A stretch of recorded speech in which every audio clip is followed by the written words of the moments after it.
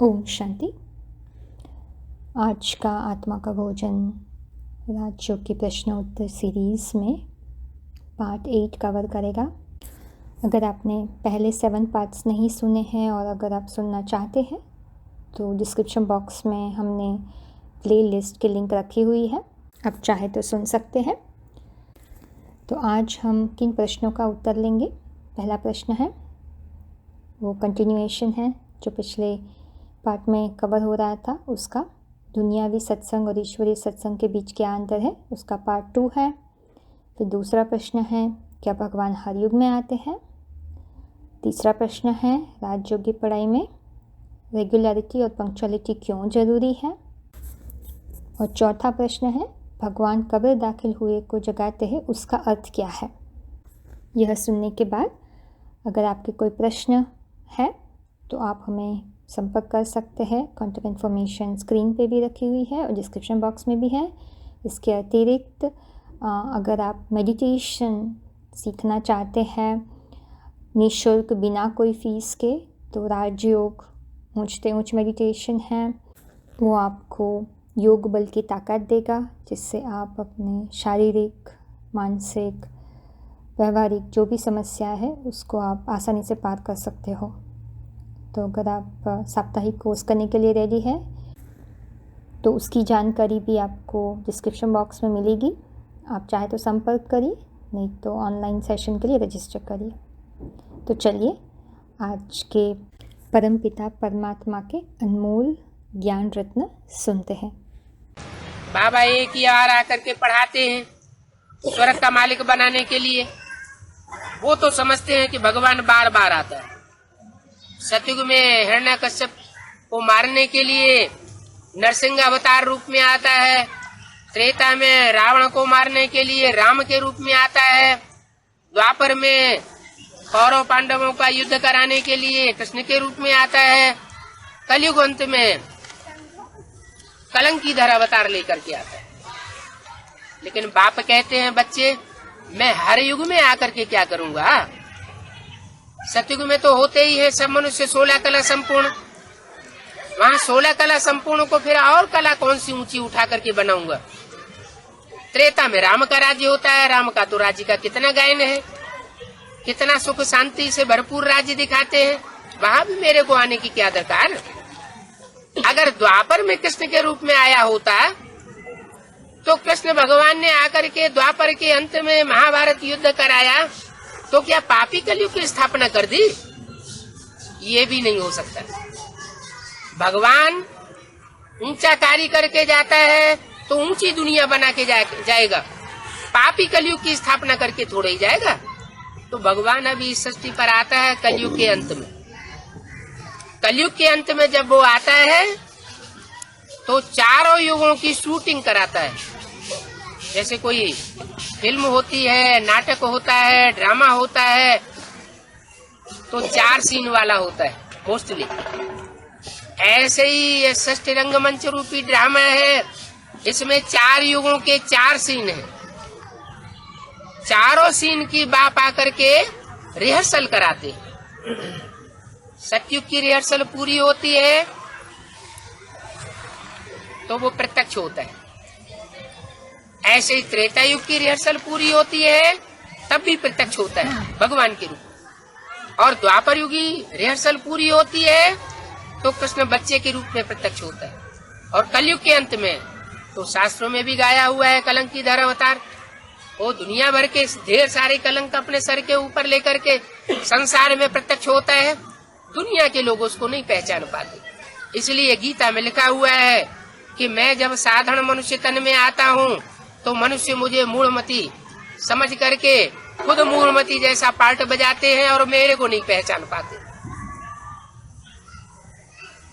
तो बाप आकर बता रहे हैं कि तुम्हारी बुद्धि में अहम ऑब्जेक्ट रहती है पढ़ाई की।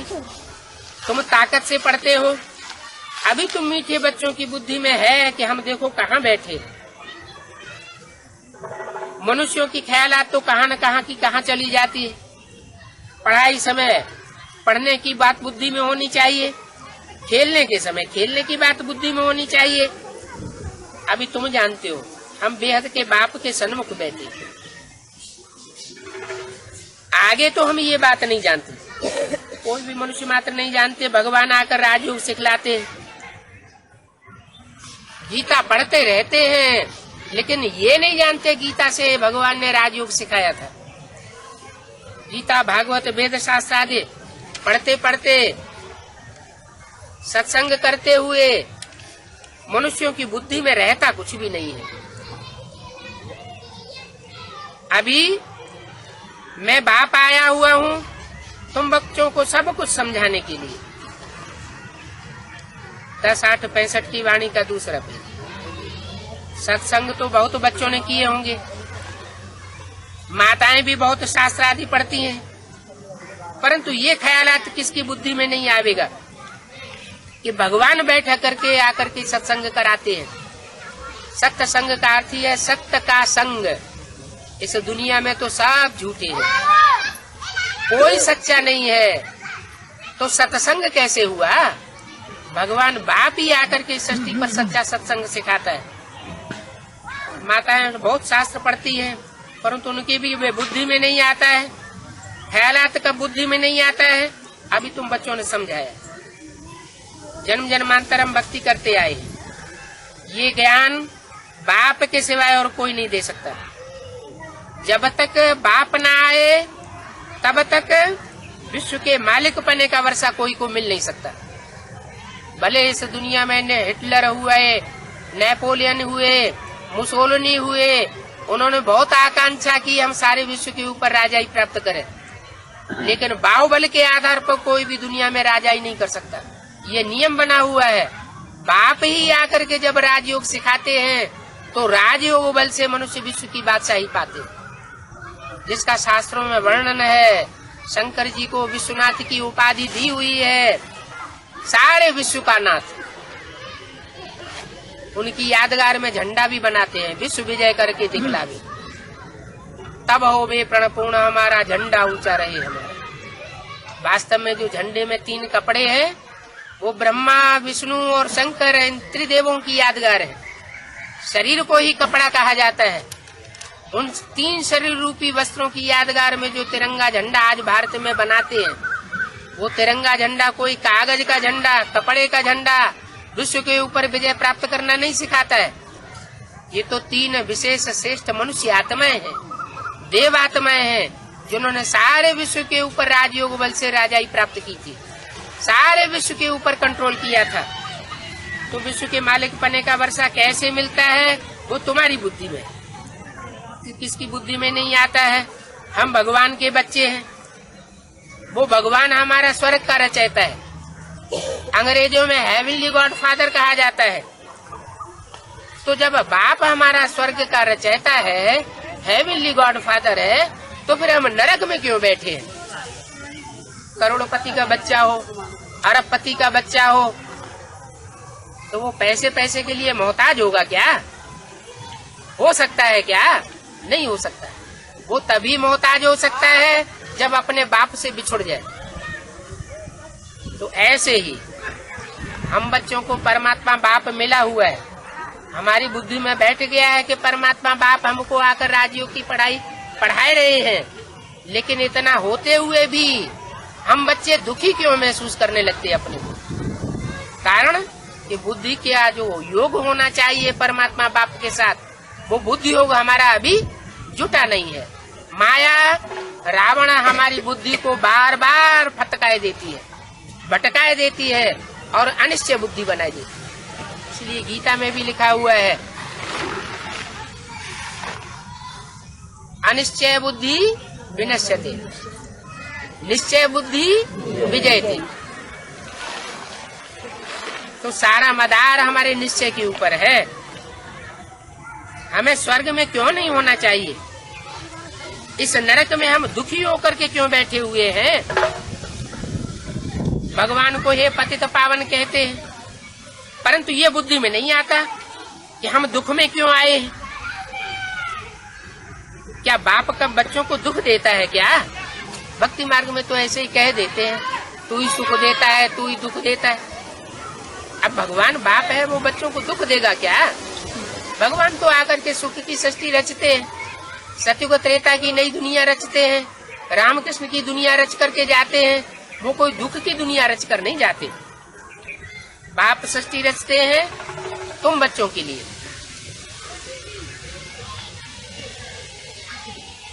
बाप तुम बच्चों के लिए जो सृष्टि रचते हैं वो दुख की सृष्टि नहीं रच सकते,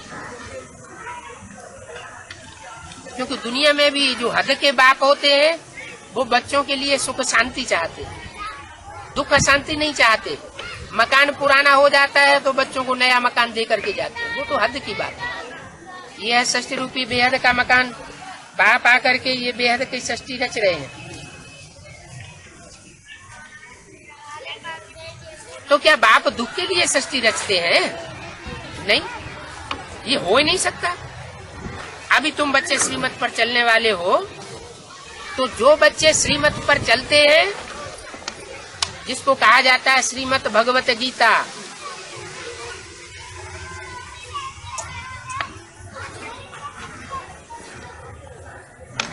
उस भगवान के मत को बताने वाली श्रीमत भगवत गीता भगवान खुद आकर के मुख से सुनाते हैं, तब सारी सृष्टि का कल्याण होता है।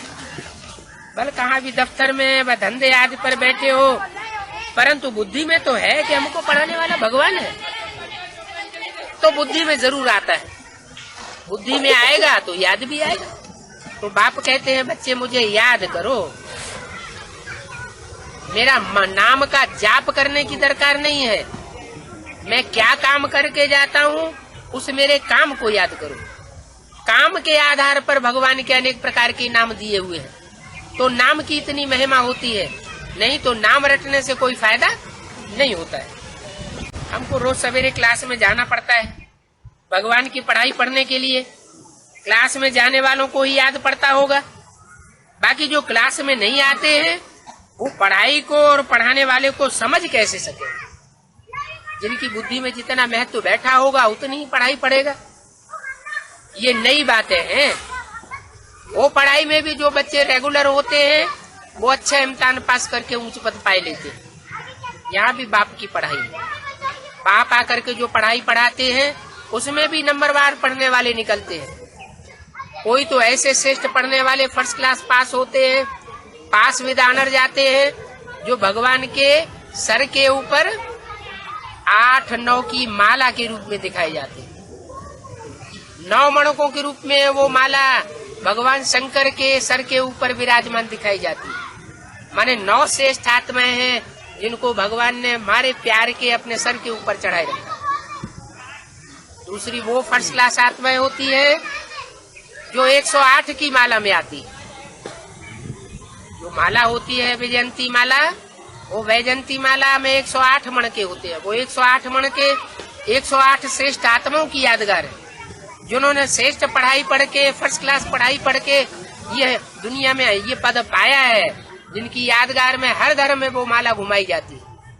हिंदू हो, मुसलमान हो, सिख हो, ईसाई हो, यहूदी हो, सब धर्मों में वो 100 की माला घुमाई जाती है। इसके बाद फिर होती है 1008 की माला। कहते भी है श्री श्री 1008 सतगुरु जी महाराज। तो वो तो गुरु ने टाइटल रखा लिया है, वास्तव में है तो भगवान की बात। जो 1000 आत्माएं भगवान की विशेष सहयोगी बनती हैं भुजाओं के रूप में।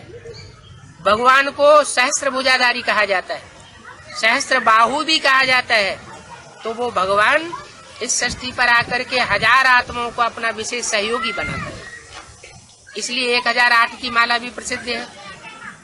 फिर है 16108 जो गोप गोपियों के रूप में दिखाई जाती है, जिन्होंने गुप्त पार्ट बजाया है, गुप्त संबंध परमात्मा के साथ जोड़ा है। उनकी यादगार में वो है 16108 की माला। ये वो आत्माएं हैं जो भले कोई जन्म में राजाई न प्राप्त करती हो, लेकिन राजयोग सीख करके राजघराने में जन्म जन्मांतर जन्म लेने की अधिकारी बन जाती है। तो जो बाकी क्लास में नहीं आते हैं वो पढ़ाई पढ़ने और पढ़ाने वाले को समझ कैसे सकेंगे। तो पढ़ाई में रेगुलरिटी और पंक्चुअलिटी, ये 2 बातें जरूरी होगी। वो लौकिक पढ़ाई में भी 2 बातें जरूरी है, और इस ईश्वरीय पढ़ाई में भी ये दो बातें जरूरी है। ये नई बातें हैं जिसको तुम बच्चे ही जानते हो। बेहद का बाप जो नई दुनिया बनाने वाला है, बैठ नई दुनिया के लिए हमारा हीरे जैसा जीवन बनाते। जब से माया का प्रवेश हुआ है तो माया का प्रवेश होने के कारण हम कौड़ी मिसल बन चुके। कब से माया का प्रवेश हुआ? जब से इस दुनिया में द्वैतवाद शुरू हो गया, दो दो राज्य शुरू हो गए, दो दो मतें शुरू हो गई, दो दो धर्म शुरू हो गए। तब से द्वैतवाद के कारण ये दुनिया कौड़ी मिसल बन गई। कब से? द्वापर युग से। नाम क्या दिया? द्वैतवादी राज्य का नाम रख दिया द्वापर युग। दो पुर, एक पुर नहीं रह गया। माना एक की मत नहीं चलती है। सत्य को त्रेता में एक ही राजा होता था, एक ही राज्य होता था, एक ही धर्म होता था, एक ही राज्य होता था, एक ही मत होती थी, एक ही वर्ण होता था। इसलिए दुनिया में एकता थी। आज दुनिया में अनेकता क्यों भरी हुई है? क्योंकि दो दो मठ पंथ चलाने वाले, द्वैत फैलाने वाले इब्राहिम, बुद्ध, क्राइस्ट, गुरु नानक 2500 वर्ष के अंदर इस दुनिया में आ गए और उन्होंने आकर के दुनिया को दो दो फाड़ों में बांट दिया। तो कलाएं कम होती जाती है, मनुष्य की बुद्धि भटकती जाती है, द्वैतवाद बढ़ता जाता है, आपस में लड़ाई झगड़े बढ़ते जाते हैं। माया ऐसा खाती आती है जो हमको कुछ भी पता भी नहीं पड़ता। अभी बाप ने आए बच्चों को जगाया है, क्या बच्चों को अज्ञान की नींद से जगाने के लिए बाप को आना पड़ता है। अज्ञान की नींद से आकर के जगाते हैं। वो कोई स्थूल नींद की बात नहीं है, ये अज्ञान नींद की बात है। अज्ञान की नींद में तुम सब सोए पड़े थे, जिसको मुसलमान लोग कह देते हैं कि आत्मा जब शरीर छोड़ती है तो कब्र दाखिल हो जाती है। क्या? जो शरीर छोड़ता जाता है वो कब्र दाखिल बनता जाता है, उसकी आत्मा कब्र में दाखिल हो जाती है। वास्तव में आत्मा कभी कब्र में दाखिल नहीं होती। आत्मा तो हजार हमारा चैतन्य है, वो एक शरीर छोड़ती है तो जैसे गीता में कहा है कि आत्मा एक वस्त्र त्यागती है तो दूसरा वस्त्र शरीर रूपी वस्त्र धारण कर लेती है। ऐसे ही आत्मा तो हजार हमारा अविनाशी है, वो कभी मिट्टी में नहीं मिलती। लेकिन इतना जरूर है कि द्वापर युग से अनेक मत बहुमत जब दुनिया में आते हैं तो आत्मा नीचे गिरती जाती है, उसकी कलाएं तेजी से नीचे गिरती जाती है, जड़ बुद्धि होती जाती है। जड़त्वमयी बुद्धि में आत्मा जो है वो शरीर को याद करने लगती है, अपने को भी शरीर समझती है, देह समझती है, और दूसरों को भी मिट्टी देह के रूप में देखने लग पड़ती है। तो मिट्टी को देखते देखते आत्मा जड़वत हो जाती है। उस जड़त्वमयी बुद्धि को परमात्मा आकर के ज्ञान दे करके फिर से सूरजीत बनाता है, अज्ञान नित से जगाता है। ज्ञान तो सागर बाप ही देता होगा।